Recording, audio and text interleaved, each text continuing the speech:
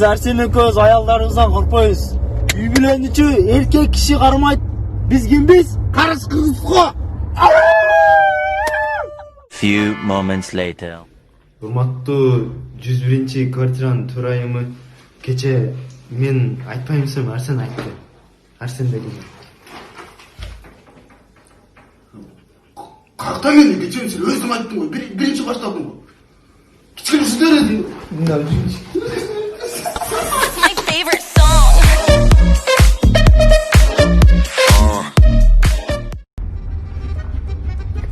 Чоңуз каяка?